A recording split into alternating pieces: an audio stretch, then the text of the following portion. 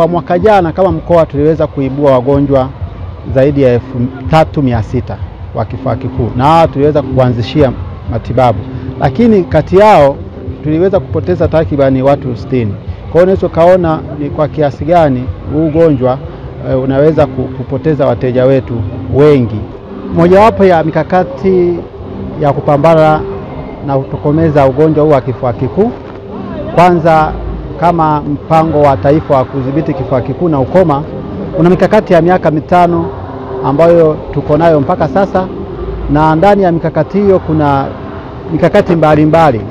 Mojawapo kwanza ni kuongeza uibuaji wa wagonjwa wa kifua kikuu katika ngazi ya kituo, kwa maana vituo vya kutolea huduma za afya, lakini pia katika ngazi ya jamii. Tunafahamu kwamba kiasi kikubwa cha wagonjwa kama 70% wanapatikana katika ngazi ya vituo.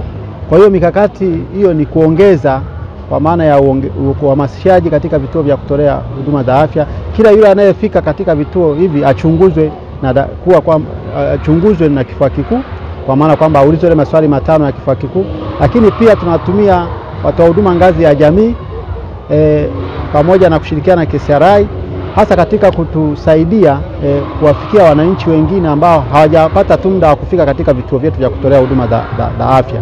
Kwa hiyo ni mojawapo ya mikakati. Mikakati mingine kama serikali, lakini pia kama mpango wa taifa wa kudhibiti kifua kikuu umeelekeza hasa katika kuongeza vituo ambavyo vinapima.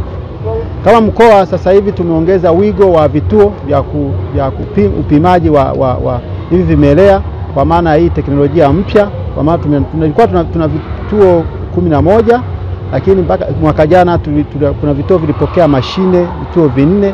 Kwa hiyo mpaka sasa tuna vituo ambavyo vinabaini kwa vinasaba, sio kwa darubini. Kwa darubini mpaka sasa tunavyo 87, lakini kwa vinasaba tunavyo 15. Kwa hiyo unaweza kuona ni sehemu ya mikakati ya kuongeza kubaini hao wagonjwa ambao wana vimelea vya kifua kikuu. Lakini mkakati wa pili tumekuwa pia tukifanya hasa kwa uchunguzi hapa magerezani, lakini tunafahamu tuna magereza kadhaa hapa mkoa wa Kilimanjaro. Tuna gereza la Karanga, lakini pia tuna gereza la Rombo, la Mwanga na Same.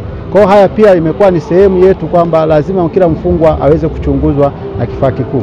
Kifua kikuu bado ni changamoto hadi sasa hivi, kutokana na jamii bado haina uelewa sana kuhusu kifua kikuu, na ndio maana tunaenda kwenye jamii zaidi, kushirikiana na jamii kutoa elimu zaidi kuhusu hili swala la kifua kikuu, ili basi kwa wale wagonjwa ambao wanapatikana kwenye jamii waweze kuja hospitali mapema. Maana imeonekana kwamba wengine wanachelewa sana kule kwenye jamii, wengine wanahisi wamerogwa, wanaenda kwanza kwa kupata tiba mbadala, yani waganga wa kienyeji.